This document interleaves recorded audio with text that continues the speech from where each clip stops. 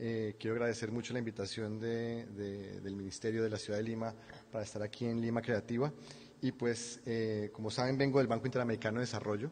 El BID tiene como característica particular ser el único organismo multilateral de desarrollo que durante más de 20 años ha tenido un programa cultural, que es hoy en día considerado uno de los 100 programas corporativos más exitosos y más importantes del mundo. Y esto tiene un valor importante. Planteamos que la cultura es un elemento importante del desarrollo, es parte del ADN del banco, y eso es importante destacarlo porque eso nos permite presentarnos como una organización que piensa diferente, y eso es parte tal vez de nuestro carácter latinoamericano, el pensar nuestra cultura como algo integral de nuestro desarrollo. Quiero empezar entonces a hablarles de la economía naranja. ¿Y quiénes aquí han oído el concepto anteriormente? El de economía naranja. Ok, perfecto, entonces así me puedo poner a explicar con más detalle. Cuando hablamos de economía naranja estamos hablando de libros, estamos hablando del teatro, estamos hablando de las artesanías, de las películas, los carnavales, los videojuegos, las tecnologías digitales que nos permiten comunicar contenidos, que nos permiten identificarnos y relacionarnos. Pero todas estas cosas son intangibles, o casi todas son intangibles. Y lo intangible es muy difícil de medir, ya Gabriela nos está hablando al respecto. Y cuando algo es muy difícil de medir, nos empezamos a preguntar si vale o no vale. Y por eso es que a veces pensamos que la cultura no vale nada, o nos preguntamos, sonido. Que sabemos que conocemos. Perdón. ¿No vale nada? Existen aquellas cosas que sabemos que conocemos. Existen aquellas cosas que sabemos que desconocemos. Y existe aquello que no sabemos que desconocemos. Algo que mucha gente no sabe, que desconoce, es la capacidad de los músicos, los actores, los diseñadores, los arquitectos, los cantantes y en general de los creadores de ideas para generar riqueza y empleos. El 6.1% de la economía mundial depende de estas creaciones intelectuales.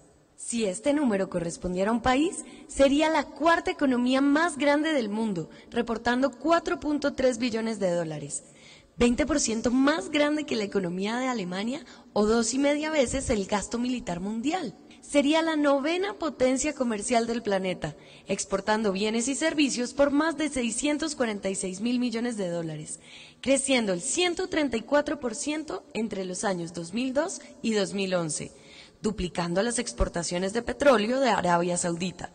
Y contaría con la cuarta fuerza laboral global, pues emplearía más de 144 millones de personas, casi la misma cantidad de puestos de trabajo en todo Estados Unidos. A este motor de desarrollo, basado en el talento de la gente y en la riqueza del patrimonio cultural de la humanidad, lo llamamos la economía naranja. Creemos que en ella hay una oportunidad infinita para crear los empleos dignos y el desarrollo sostenible necesarios para 107 millones de jóvenes de Latinoamérica y el Caribe. En el siglo XIX dejamos pasar la revolución industrial y durante el siglo XX nos quedamos atrás en la revolución tecnológica. Hoy podemos darles a nuestros jóvenes la oportunidad de liderar la revolución digital. La cultura de Latinoamérica y el Caribe vale mucho. Aprovechémosla. ¿Quieres saber cuánto vale la economía naranja de tu país? Descárgala y pasa la voz. Bueno, y parte de la economía naranja, o el planteamiento de entender que es la economía naranja, fue cómo medimos esa naranja. Pero para explicarles por qué medimos esa naranja, o por qué nos interesa y debe ser importante para nosotros medir la naranja, voy a contarles 3 historias. La primera historia es de un niño argentino, nacido a finales de los años 50. Este niño rápidamente se enamoró de la magia del cine, de Lumet, de Hitchcock, de Kubrick, y soñó con el cine. Tuvo un sueño, pero desafortunadamente crecer en los 60s y 70s en nuestra región implicaba someterse un poco a lo convencional, y él empezó a estudiar ingeniería. Después de un año de estudiar ingeniería, se aventuró con algunos amigos a hacer una película poco conocida o bastante desconocida, con toda seguridad de un punto objetivo muy mala, pero le quedó el saborcito de haber hecho algo que lo emocionaba, algo que le llegaba a su corazón.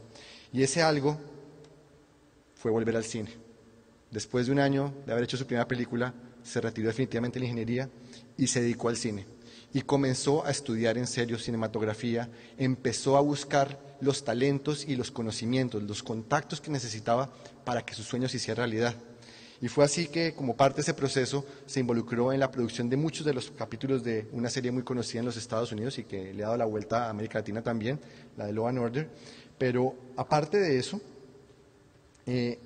produjo 2 películas que han sido bastante reconocidas: El hijo de la novia y El secreto de sus ojos. Claro que me estoy refiriendo a Juan José Campanella, ganador del Oscar a mejor director de mejor película extranjera hace ya varios años. Sin embargo, uno pensaría que ese es el sueño de un cineasta, ¿no? Ganarse un Oscar. Ese no era el sueño de él. Él todavía estaba a una distancia. Esto era un paso que lo acercaba a ese sueño. Ese sueño finalmente se concretó el año pasado cuando presentó su película Metegol. El sueño de él desde niño fue hacer una película animada. Esta película animada no solamente es el sueño de Juan José, sino que además Metegol es la producción cinematográfica con mayor valor de producción en la historia de América Latina. Más de 25 millones de dólares, animada en 3D y producida con lo último en tecnología. Claramente, un gran logro. Ese es el primer sueño que quería comentarles, porque no solamente se limita a Juan José, esto no es un caso aislado, también tenemos el caso de Alfonso Cuarón. Y Alfonso Cuarón también tenía otro sueño, un sueño muy parecido al de Juan José, en el sentido que era algo diferente. Él quería hacer una película del espacio, porque él siempre estuvo enamorado de la astrofísica, pero no quería hacer una película de ciencia ficción. El año pasado se ganó el Oscar a la mejor dirección de una película, esta vez no extranjera, esta vez en toda la lead con Gravity. Y pues no son los únicos, están también, ¿esto qué le está pasando? Están también Guillermo del Toro y Jodorowsky y otra serie de directores que están realmente demostrando el talento y la capacidad que tiene ese talento de vincularse a industrias de alto impacto en la generación de empleos y valor. La segunda historia es sobre este señor. ¿Alguien sabe quién es este señor? Se llama Guy Laliberté, un canadiense que tuvo otro sueño. Y en el año 1984 se acercó con su sueño al Consejo Canadiense de la Cultura y pidió un pequeño subsidio, una subvención para empezar a trabajar su sueño. El sueño de este señor se llamaba el Circo del Sol. El Circo del Sol es hoy en día la empresa o la industria teatral más grande del mundo. Tiene más de 5.000 empleados y factura más de 800 millones de dólares al año. Para poner eso en perspectiva, 5.000 empleados es una empresa gigantesca en cualquier parte del mundo. No es una empresa pequeñita, es una empresa gigantesca. Es una empresa del tamaño de productores de vehículos, de grandes bancos, teatro. 800 millones de dólares anuales en ventas. No es una cifra menor, es una cifra bastante grande. Pero la historia que estoy contando no es la de Guy, estoy contando la historia de cómo la cultura inspira, cómo los sueños inspiran y cómo la inspiración sirve para transformar las situaciones complicadas en oportunidades. El caso de Galpao Aplauso en Brasil, en las favelas de Río, donde inspirados en parte por el sueño de Guy Laliberté y por el de otros pioneros, alrededor del baile encontraron una forma positiva de solucionar problemas en la favela, de construir una forma de vida, de relacionarse de una manera positiva y generar liderazgos positivos, modelos a seguir que no fueran los de la criminalidad y los de las pandillas. Pero no solamente en Brasil, también en Bogotá, el Circo Ciudad que hace ya más de década y media comenzó a trabajar y también sirvió para que en la zona de Ciudad Bolívar, el barrio más peligroso de Bogotá, estos jóvenes encontraron una alternativa diferente a ser pandilleros, a ser traficantes de drogas. Pero no solamente Bogotá y Brasil. En el botadero de basura más grande del Paraguay, a las afueras de Asunción, surgió como por arte de magia, pero con muchísimo esfuerzo, la Orquesta de Instrumentos Reciclados Cateura. Y esa orquesta de instrumentos reciclados no solamente ha tenido la posibilidad de presentarse en el Kennedy Center en Washington, sino que recientemente fue el telonero de Metallica en su última gira por Sudamérica. Quien sabe de música sabe que Metallica no hace nada a medias. Cuando uno llega al nivel de calidad, al de exigencia que puede tener una orquesta como Metallica, estamos hablando de que una orquesta que comenzó con instrumentos reciclados en el barrio más pobre, en el lugar más inhóspito del Paraguay, ha llegado supremamente lejos y eso hay que celebrarlo. Pero también estamos aquí y tenemos a la tarumba, que está inspirado también en estos modelos y también tiene más de 20 años de trabajo.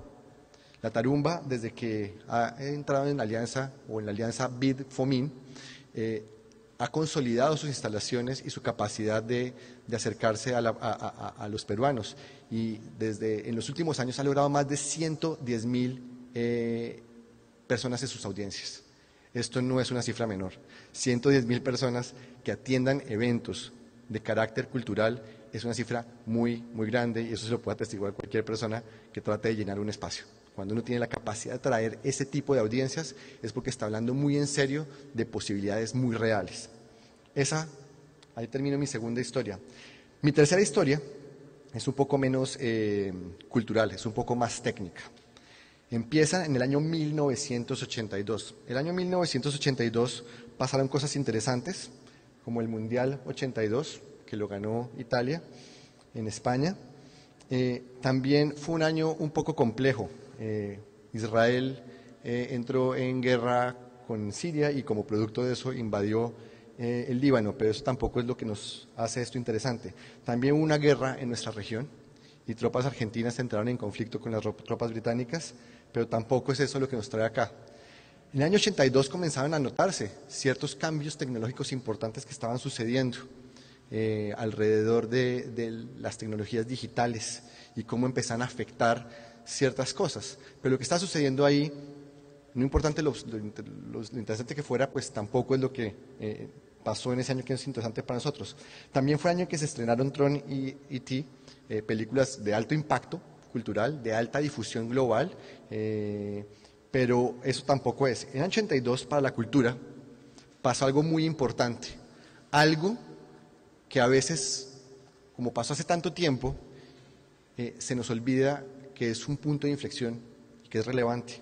En el 82 en México hubo una reunión muy importante a instancias de la UNESCO que se llamó Mundiacult.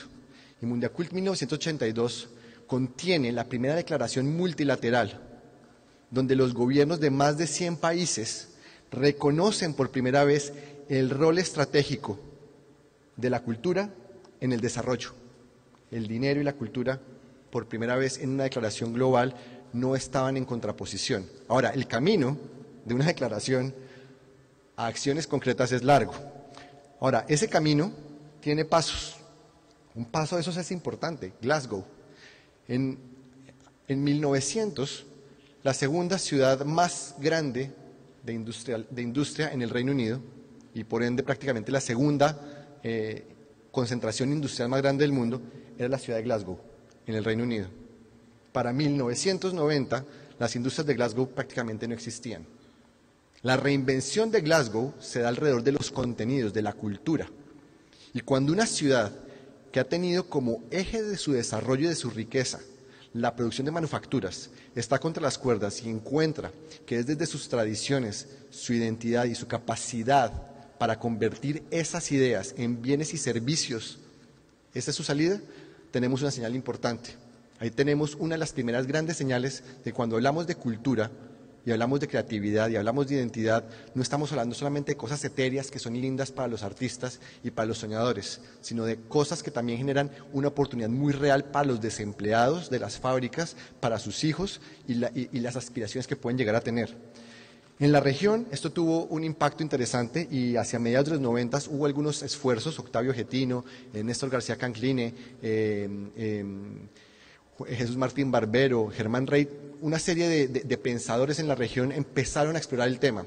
Casi todos siempre de una aproximación sociológica, empezando a hacer una transición de la escuela de Frankfurt de Horkheimer y de Adorno a una aproximación un poco más moderna, donde tal vez la percepción o la aproximación a la industria cultural no es negativa, sino que empieza a ser positiva.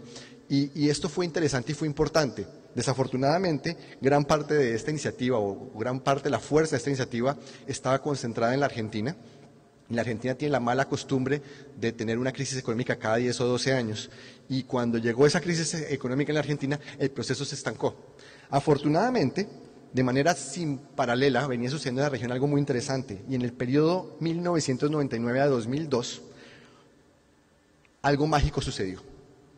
Y ese algo mágico fue que hubo una confluencia de factores dentro, no siendo los únicos, dentro de los que se encuentra que el convenio Andrés Bello, el Consejo Británico y el BID confluyeron en Colombia alrededor de la idea de la economía y la cultura, con diferentes aproximaciones, con diferentes intenciones, con diferentes agendas, pero de ahí se generó una serie de estudios que incluyeron al Perú, a Venezuela, a Chile, a Colombia y al Ecuador, y que permitieron una renovación, un reimpulso a aquello que estaba iniciado en el Cono Sur.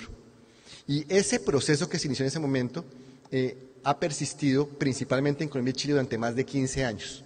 Y es muy interesante, porque esto ha permitido darle continuidad a lo que se inició el Cono Sur y ha generado una especie de, o se ha sumado a una explosión cámbrica, si se quiere llamar, de iniciativas, de procesos, de aproximaciones cada vez más diversas y más ricas, que empiezan desde lo que sucede por fuera, el concepto de economía creativa de John Hawkins, el auge de la clase creativa de Richard Florida, la ciudad creativa de Charles Landry, pero también la aproximación de industrias basadas en la propiedad intelectual o en el derecho de autor de la OMPI, también el estudio o el análisis del reporte de economía creativa de la UNCTAD y por supuesto también otra serie de aproximaciones hacia el emprendimiento creativo, las diferentes formas de acercar a los creativos a una actitud más emprendedora, más independiente, un poco más alejada de los aportes gubernamentales. Pero también vienen los temas gubernamentales y tenemos que hubo una serie de trabajos en el Ministerio de Cultura de Colombia y en el Consejo para la Cultura y las Artes de Chile que terminaron con la cuenta satélite de cultura a instancias del convenio Andrés Bello. Y esta cuenta satélite de cultura que hoy en día está no solamente en Colombia y en Chile, sino también en la Argentina, en Uruguay, en Costa Rica y en México, también se está empezando a dar en el Ecuador. Hay trabajos que están iniciados aquí en Perú, también hay trabajos en Brasil que están avanzados y otros países que aunque no están avanzados tienen la intención de hacerlo como Bolivia, El Salvador, Guatemala, Honduras y la República Dominicana. Pero para poner esto en contexto, cuando les digo cuentas satélites de cultura, que es la aproximación más técnica posible hacia una medición consistente, constante, confiable y comparable del impacto económico global, no segmentado, global, de la cultura en la economía, pues cuando les digo que 6 países de América Latina tienen cuentas satélites en este momento y que en todo el mundo hay 9, empiezan a pensar. Y una de las más recientes, que no es de América Latina, es la de Estados Unidos, que se publicó en diciembre del año pasado, datos preliminares. Tenemos entonces en nuestras manos que en algo muy interesante, algo muy importante y que creemos que es estratégico para el largo plazo de la economía global, América Latina está haciendo las cosas antes que los demás. Estamos tomando el riesgo de decir, se puede hacer una cuenta satélite, es difícil, es complicado, pero aquí está el conocimiento y estamos listos para compartirlo. Estamos produciendo las metodologías que están inspirando a otros a medir la cultura de una manera mucho más consistente, de una manera mucho más seria en el largo plazo.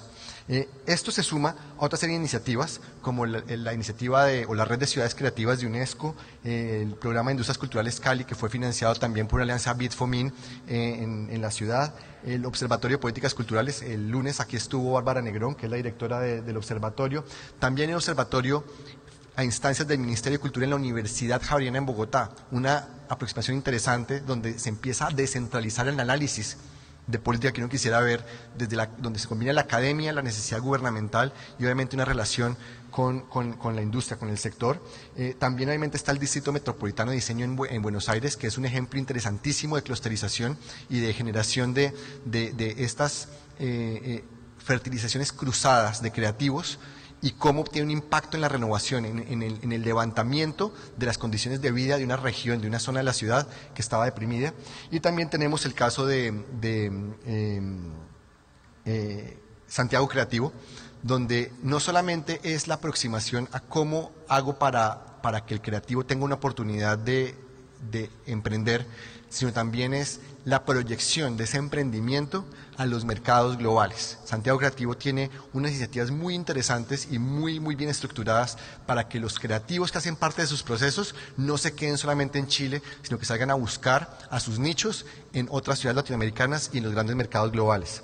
Y por supuesto, también tenemos a Lima Creativa, donde estamos en este momento, porque aquí también están pasando cosas y hay que tener eso presente. A veces nos quedamos pensando, mirando hacia afuera únicamente y nos pasamos por alto lo que está sucediendo. A mí me ha pasado con mucha frecuencia que después de estar, no sé, durante 2 o 3 meses haciendo una serie de conversaciones dentro de una serie de foros dentro de un país, llega uno al siguiente foro dentro del mismo país y lo primero que le dicen es, qué lástima que este sea el primer foro que pasa porque es que esto no se habla nunca acá. Y uno dice, bueno, hay un problema de comunicación entonces, porque si llevo hablando del tema durante 3 meses y no soy el único, sino que hay muchas más personas, ¿por qué estamos haciendo mal en la comunicación para que el sector sepa lo que estamos haciendo y por qué es importante?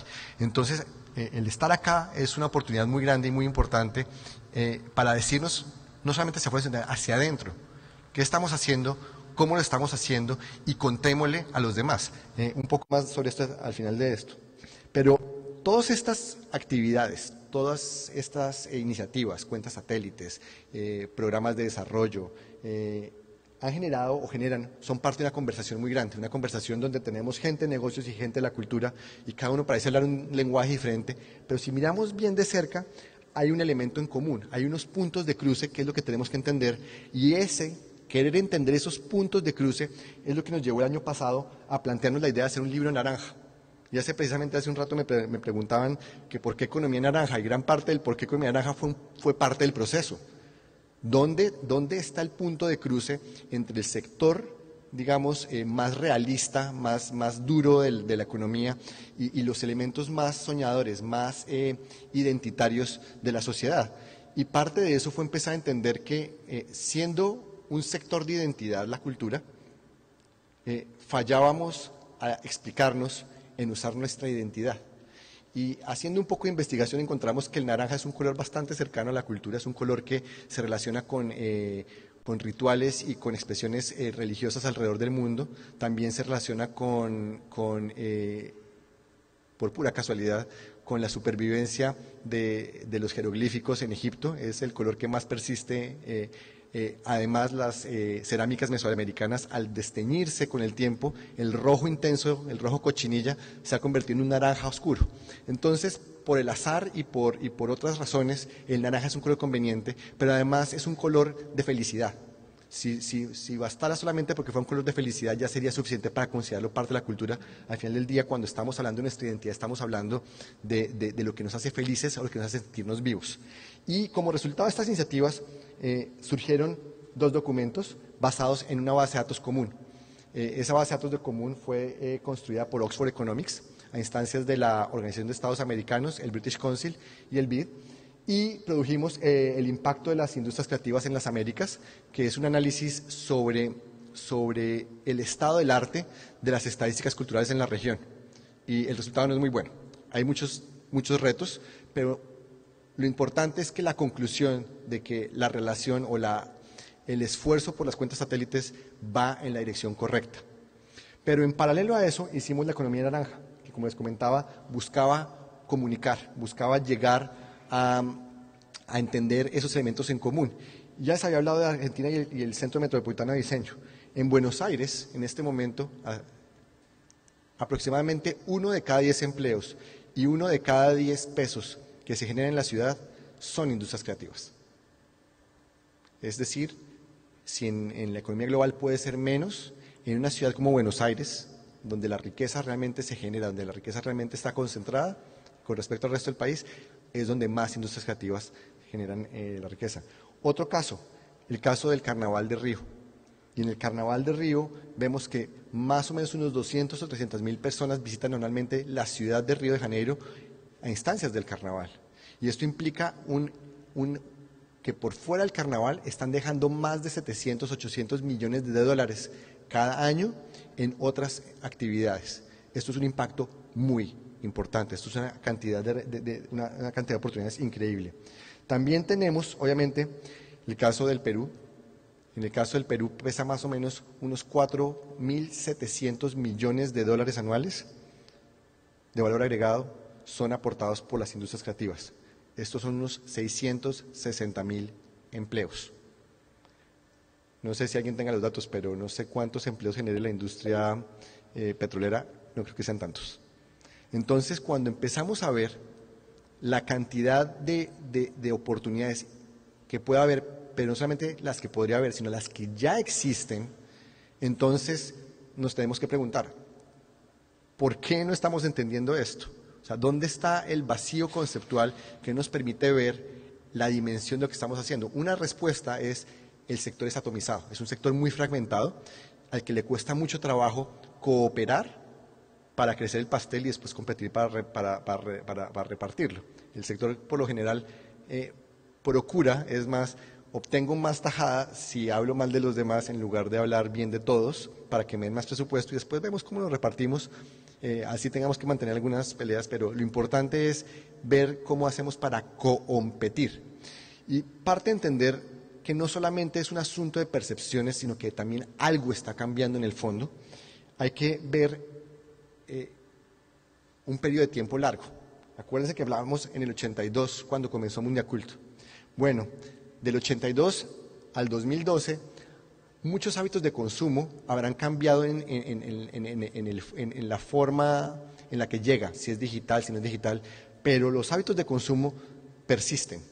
La gente consume cultura, consume películas, consume videojuegos, pero lo más importante es que, como menciona Gabriela, en la medida que el ingreso ha aumentado, la cantidad del ingreso que se dedica o se dirige a cultura aumenta más rápido.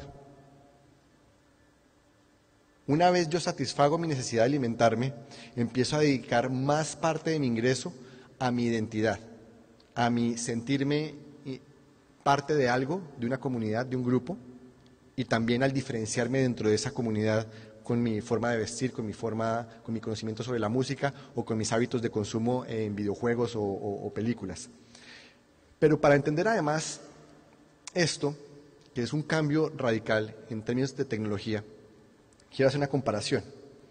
En el mismo año 1982 comenzó un proceso de construcción de la planta de energía más grande del mundo, la represa de las Tres Gargantas en la China. Esta represa tomó 30 años entre diseño y construcción. En esos 30 años costó 25.000 millones de dólares. En esos mismos 10 años, los 10 musicales más exitosos de Broadway, entre boletas y mercadería, facturaron 27.000 millones de dólares. Y esto ha sido creciente, y en gran medida por la incidencia de las tecnologías digitales y la capacidad que estas industrias tienen para llegar a un público más amplio, para llegar a ese público con productos, con bienes y servicios más sofisticados, bienes y servicios con mayor valor agregado. Y parte de lo que les estoy contando en este momento es que todas estas cifras que hemos trabajado y que estamos manejando, estamos además consolidándolos en un esfuerzo mancomunado con 26 ministerios de cultura y agencias culturales en toda la región.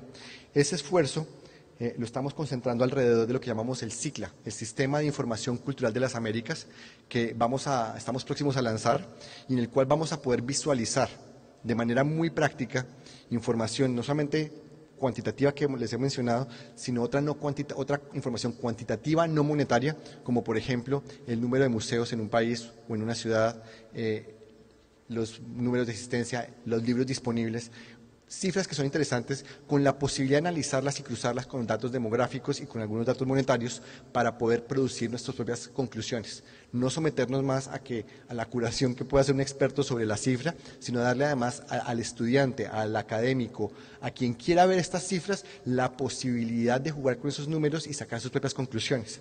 Pero, calma, este es solo el principio. Apenas estamos comenzando. Luego los invito a que sigan soñando, a que exprimamos la naranja y a que pasen la voz. Muchas gracias.